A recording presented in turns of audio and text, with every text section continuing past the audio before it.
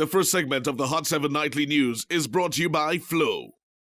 Tonight, the health minister forecasts economic growth by the end of 2022 if the country can balance vaccination and strict adherence to protocols. The United Workers' Party says the SLP's first 100 days are full of deceit and have only brought misery. And the National Green Party says it will not support vaccine mandates of any kind. The details of these stories and more coming up. This is the Hot 7 Nightly News with Lovelace and Amy Joseph. Good night. It is Thursday, the 11th of November 2021. Welcome to the Hot 7 TV Nightly News. I'm Lovelace St. Amy Joseph. Thank you for joining us. A combination of vaccination and strict adherence to protocols could mean that St. Lucia can achieve economic growth of at least 2% by the next financial year. That's according to Health Minister Moses Jabatis as he gave remarks at the inaugural meeting of the reconstituted COVID-19 Management Center. The center, chaired by Cletus Springer, is charged with defining St. Lucia's response to the pandemic. It informed the nation of its observations so far. If at least 4 out of every 10 of our people become fully vaccinated by the end of December, we can take much pressure off our healthcare system. Then the government can turn its attention and resources to completing the redevelopment of the respiratory hospital to make it fully fit for purpose, accelerate the completion of St. Jude Hospital, and put in place a viable strategy to achieving a universal healthcare system for our people. The COVID-19 Management Center must therefore become the engine which refines our response to this deadly pandemic. It must propose protocols, but also it needs to define a strategy for long-term resilience against not only future waves of the COVID-19 pandemic, but future pandemics. The health minister acknowledged that a coordinated communication strategy is needed to effectively manage the pandemic. The word, the science, must reach all of our people in every corner, at every social station, for them to follow it. It is accepted that there are so many pieces of legislation which seem to mirror in some respects the work of the COVID-19 Management Center, the Public Health Act, for example. And so we need to find ways of collaborating with the different governance bodies in the healthcare system to coordinate our efforts.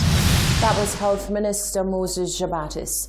As part of her first update to the COVID-19 Management Center, Chief Medical Officer Dr. Sharon Burma-George took the opportunity to share some of the best practices and to shed light on where issues still exist in the country's management of COVID-19. Despite St. Lucia's position of a decline in reported cases of COVID-19, globally and regionally, countries continue to note increases in COVID-19 cases and deaths.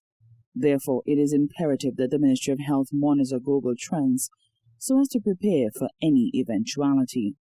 One of the key indicators for the Ministry of Health to gauge how well COVID is being managed is the hospitalization rate. We now at 23, we need to be at 20. We monitor this closely. In our fourth wave, we reached the highest with 88 admissions with a capacity of 130. And one of the things which we were very concerned about as the numbers went up, as your numbers go up, it's not just the beds, but the capacity of the clinical team to be able to manage efficiently.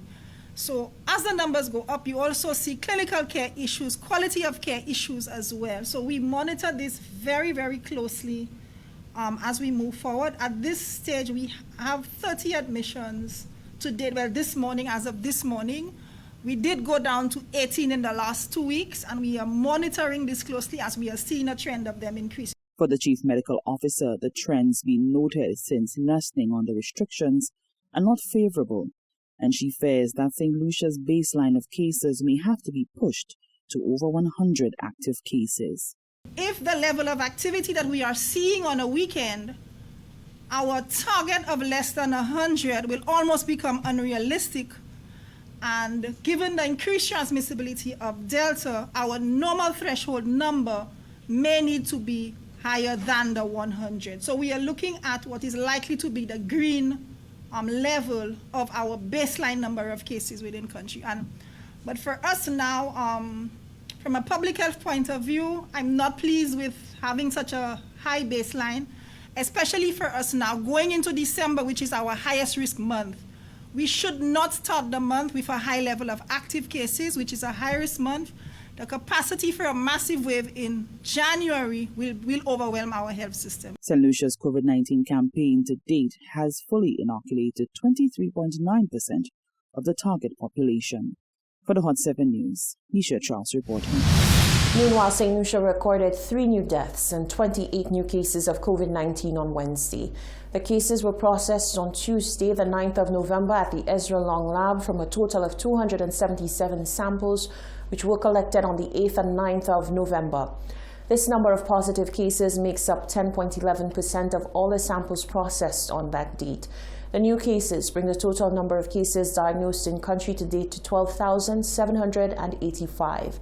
The Ministry of Health, as previously stated, also reported 2 new COVID-19 deaths and 1 COVID-19 related death. These deaths occurred during the period the 30th of October to the 6th of November.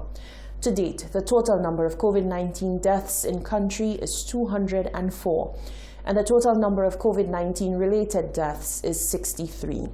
Confirmation was also received of the recovery of 26 individuals diagnosed with COVID-19. This brings the number of active cases in country to 295. Currently, 5 of the active cases are in critical state and 11 are severely ill at hospital. You're watching the Hot 7 TV Nightly News. Stay with us, still to come. Political commentator Richard Peterkin says the first 100-day trend is a myth, and the National Green Party calls on those who are not in favor of vaccine mandates to speak up.